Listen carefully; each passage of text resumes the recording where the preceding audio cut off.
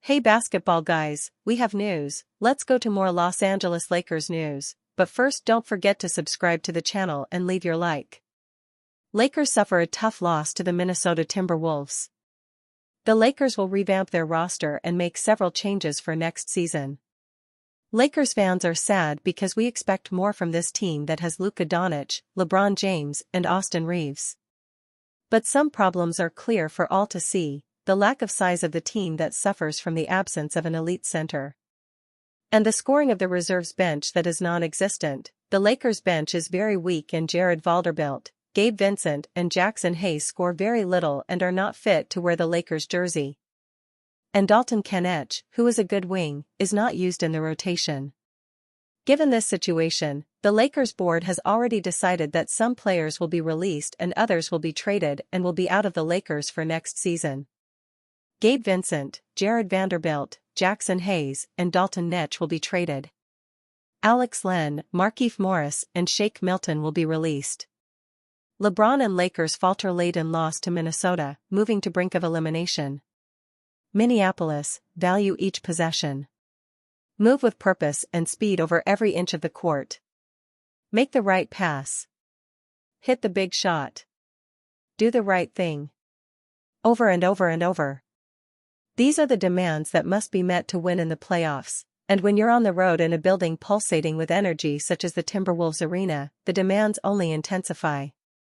Every turnover can spark a highlight. Every missed rebound can re-energize. Every wrong step is one closer to the end of the season. So you meet these moments with your best players, counting on them to make the biggest plays in the most stressful moments.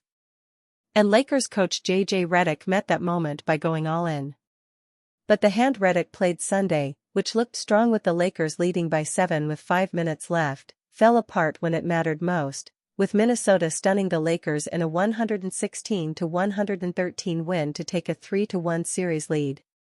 The Lakers took the court to start the second half with Luka Doncic, LeBron James, Austin Reeves, Rui Hachimura, and Dorian Finney-Smith. They played the entire third quarter, and then to start the fourth, all five returned to the court. They were unable to maintain the Lakers' 10-point lead. Now the team is potentially 48 minutes away from its season ending. "This is not done yet," Hachimura said. "But it's close." For the second game in a row, the Lakers were dominated over the final 5 minutes. In Game 3, they lost by 12 after being tied with 4 minutes and 37 seconds left to play. Sunday, they were up by 7 with 5 minutes to go. "I think once you've kind of made that decision, and they all are in, you just gotta trust them," Redick said of the decision not to substitute. "It's impossible to know if the heavy legs mattered when Reeves missed wide-open three-point attempts. It's impossible to know if fatigue was the difference in clean looks at the rim for Doncic and James that both didn't go down. And no one can know if the stress of having to dance with Anthony Edwards on the perimeter dribble after dribble, fake after fake, caused cracks in the Lakers' defense to be exposed too much. I mean, it was tough," Finney-Smith said. "But it's the playoffs. Don't think nobody wanted to come out. And no one can know for sure if 22 seasons in the NBA prevented the 40-year-old James from connecting with Doncic on an inbound pass in the final 30 seconds, robbing the Lakers of a massive possession down 1 point. The inbounds play was triggered by the Lakers calling timeout, the team believing Doncic was clearly tripped as he fell to the court and signaled for the stoppage. "Well, let's just start with Luka got tripped. I mean, that was a blatant trip," Redick said. "He doesn't just fall on his own. We rewatched it. He gets tripped. So we should have been at the free throw line." James appeared to get one key stop late, stripping Edwards with 10 seconds left, but officials ruled James committed a foul and Edwards made a pair of free throws to provide the final margin of victory. Edwards finished with 43 points and 9 rebounds. "That play happens all the time. You know, hand is part of the ball." "That's what they said," James said. "I feel like the hand was a part of that ball. I was able to get his hand on top of the ball. The ball stripped out and out on him. Seen that play over and over before, but it is what it is." The Lakers still made plays down the stretch, Reeves hitting a big three. James coming up with a pair of massive defensive stops and Finney-Smith hitting a go-ahead three. Doncic, who played with a stomach bug in Game 3, looked far more like himself in Game 4. He began by attacking the basket, getting into the paint and finishing around the rim. He stretched the defense back beyond the three-point line, answering Minnesota jumpers with shots of his own, motioning for the crowd to calm down twice during the second quarter. James, who scored 38 in Game 3 to keep the Lakers close, was wildly efficient, using quickness and strength to get advantages against Minnesota's excellent defense. Hachimura, finishing with 23 points while wearing a protective face mask after getting hit in the nose in Game 2, hit big shots and fought on so many key possessions as the Lakers built their lead. And even after foul trouble limited Reeves to a scoreless first half, he made 5 threes and finished with 17 points.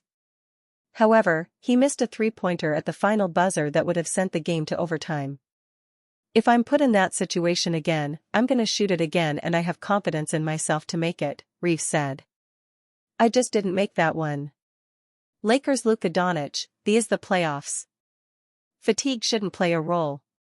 The Lakers blew a 12-point lead in the second half before losing, 116-113, to the Timberwolves on Sunday. The series now shifts back to LA with Minnesota leading by a 3-1 count. One more loss and the Lakers are done. Did they maybe run out of gas in Game 4? After all, Lakers coach J.J. Redick opted to play the starters for the entire second half. Hey, it happens. Actually, it almost never does. Either way, Luka Doncic suggested that getting worn out at the end wasn't an issue, despite the Lakers holding a 10-point lead with 12 minutes to go. "This is the playoffs," Doncic said, by a Kobe Price of the LA Daily News. "Fatigue shouldn't play a role." Doncic finished with 38 points, LeBron James with 27, including 15 of 18 shooting on free throws. But it was some mistakes at the end that assisted the Timberwolves' victory. That included a sloppy inbounds pass by James that resulted in a turnover. "It wasn't planned," Redick told reporters of playing the starters for the entire second half. "But we just made the decision at halftime." J.J. Redick impressed by LeBron James' playoff longevity. However, doing what James is doing at age 40 and putting the Los Angeles Lakers in a position to win, as long as they have a good bench, which is a necessity for the Lakers, who currently rely on LeBron Doncic Reeves. LeBron impresses coach J.J. with his vitality and willpower to win. Regardless, there has never been a player quite like the four-time champion in terms of longevity. With all the nagging injuries James has had to deal with late in his career, not missing a postseason game is significant and a testament to the way he takes care of his body. J.J. Redick's actions on Jackson Hayes spoke volumes. LA Lakers coach makes desperate decision in defeat. LA Lakers head coach J.J. Redick decided to pivot quickly during Game 4, amid his team's lack of size. The decision to rescind the Mark Williams trade is short-term harming the LA Lakers, due to the team's lack of a starting center.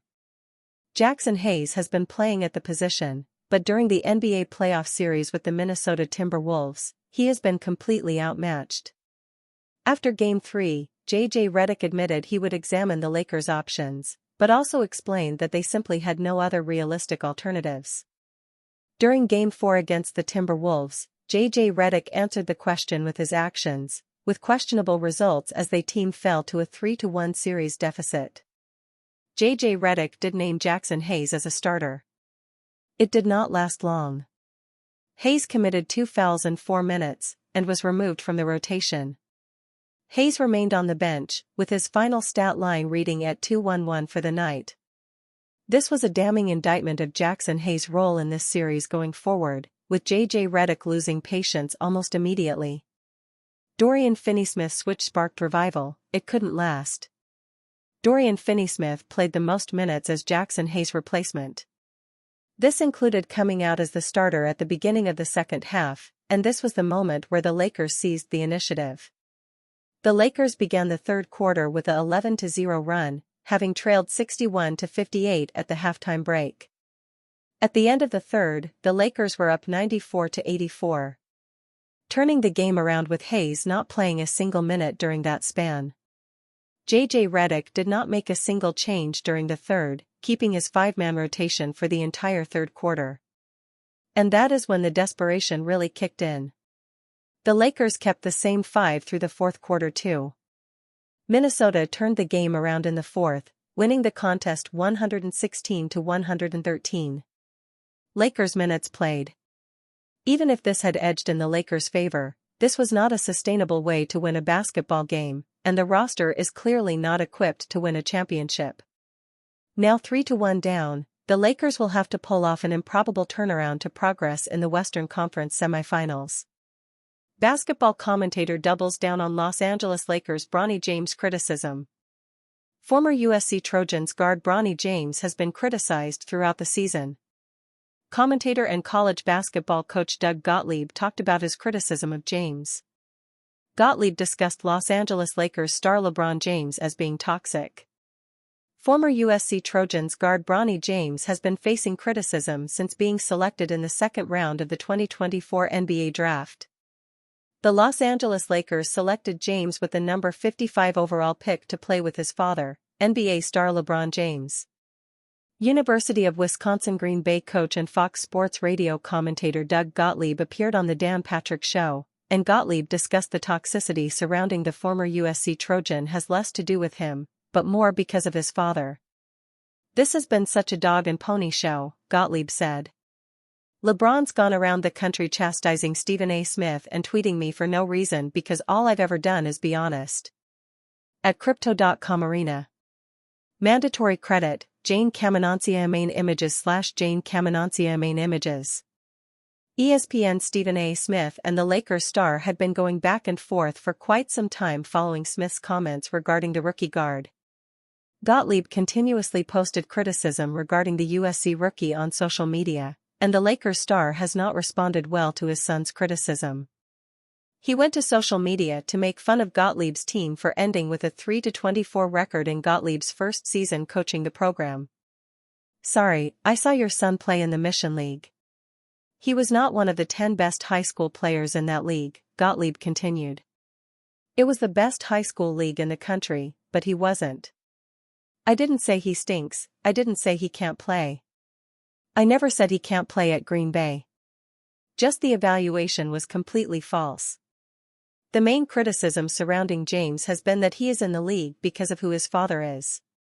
The Lakers star was vocal about wanting to play on the court with his son, and the two became the first father-son duo to play together. "No one was fighting over him to be a second-round pick," Gottlieb added. Redick saying he earned all of this. "What are we even talking about?" Gottlieb emphasized that if James becomes a strong player and continues to develop, that will be a great scenario for the rookie. To Gottlieb, the issue is the way James' father is responding to criticism. So again, if he develops into an NBA player, great. If this path makes him into something that we didn't see coming, awesome. But don't, us and then chastise us for giving honest basketball opinion. I don't think I made it personal, and he quote-tweeted me, Gottlieb said. James split his rookie season between the NBA and the G League with the South Bay Lakers. In the G League, James played well and started in each game he was a part of. With injuries to the Lakers, James spent much of the second half of the season with Los Angeles. With the Los Angeles Lakers, James has averaged 6.7 minutes and 2.3 points per game. He is also averaging 0.7 rebounds and 0.8 assists.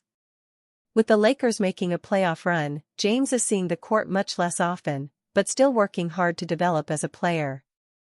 Lakers Luka Doncic under fire for defensive miscues in loss versus Timberwolves.